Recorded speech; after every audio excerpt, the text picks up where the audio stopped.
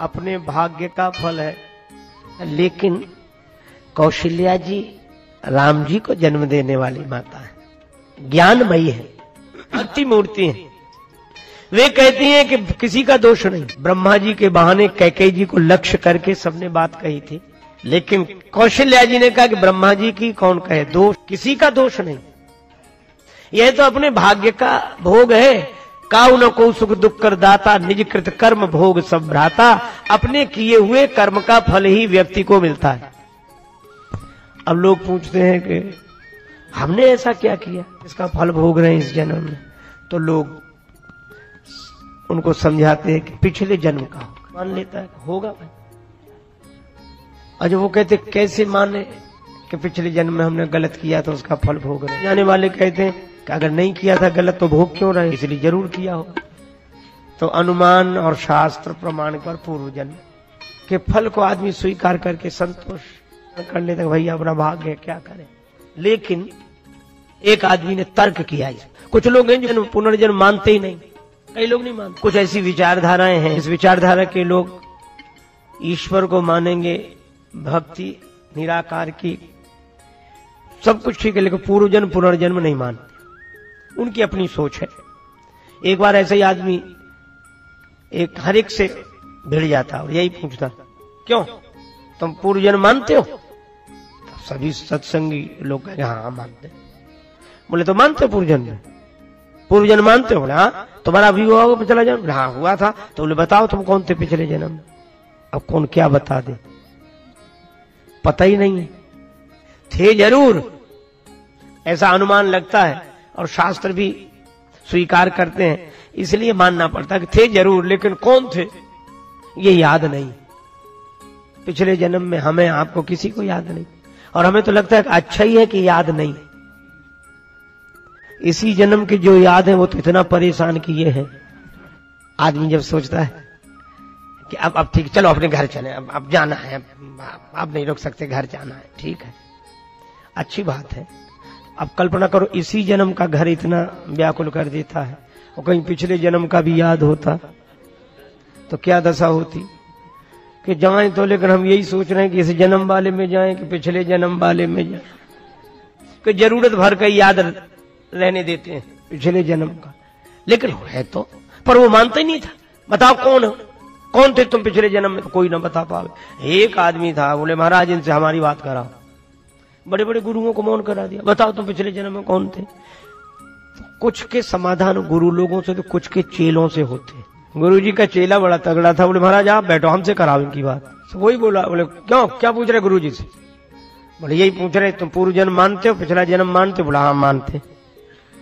तो बोले बताओ तुम पिछले जन्म में कौन थे? तो वो तुरंत बोला गुरु जी का चेला, बोले हम तुम्हारे बाप थे, हम तुम्हारे बाप थे। अब उसको बड़ा क्रोध आया, तमतमा गया, क्रोध में कांपने लगा।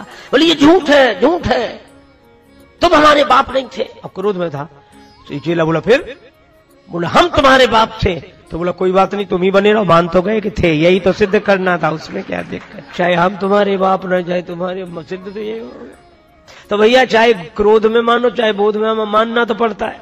जन्म जन्म मुनि जतन कराए, जन्म जन्म पुनरपि जननम पुनरपि मरणम, भगवान शंकराचार्य कहते हैं।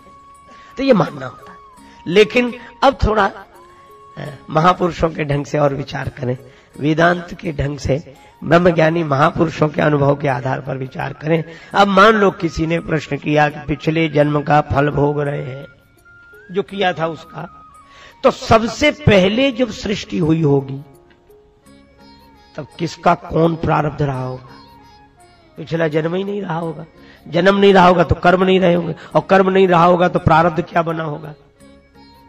सबसे पहले जब सृष्टि हुई होगी, पहले पहले जो पैदा हुए होंगे लोग, तो इसका भी उत्तर देने वाले लोग वो कहते जब पहले प्रलय हुई थी वो लोग मिटे, तो वो जो संस्कार रह गए उन्हीं के आधार पर दूसरे जन्म से यात्रा शुरू।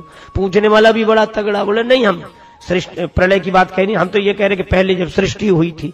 इसका उत्तर कौशल्या जी ने दिया, और यही ज्ञानी जनों का उत्तर है।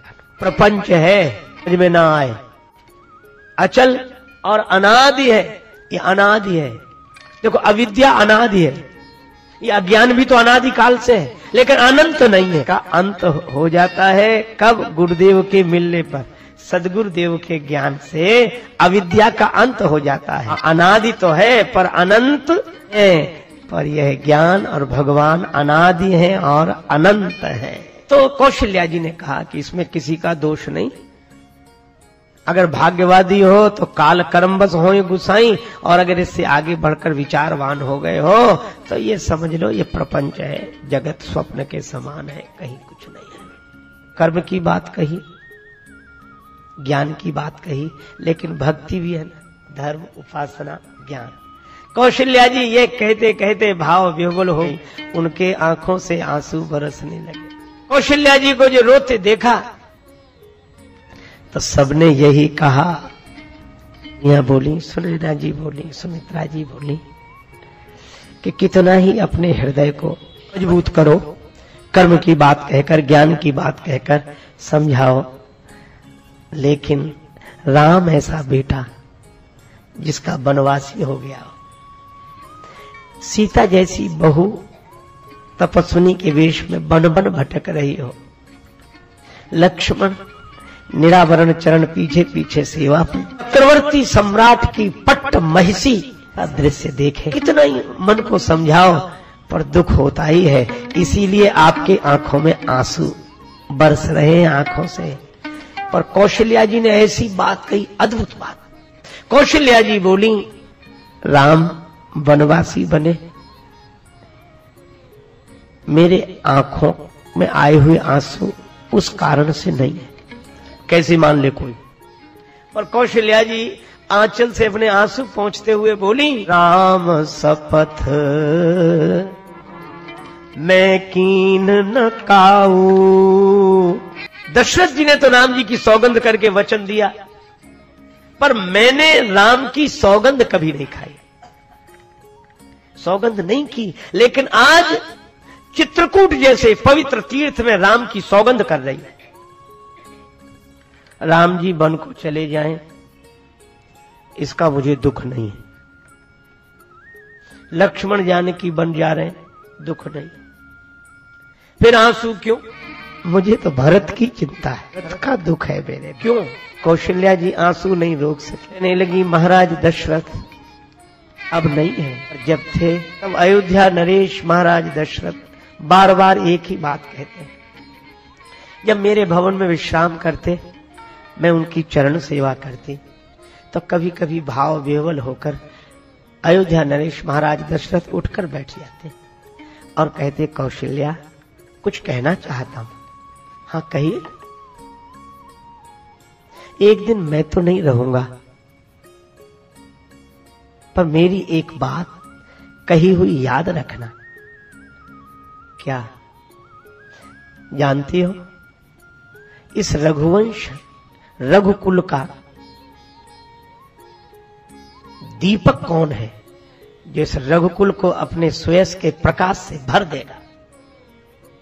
कौशल्या जी, मैं सोचती थी शायद राम का नाम लेंगे। मैं कहती कौन है? तब श्री दशरथ जी भाव विभोर होकर कहते, इस रघुवंश के कुल का दीपक अगर कोई है तो वह है भरत।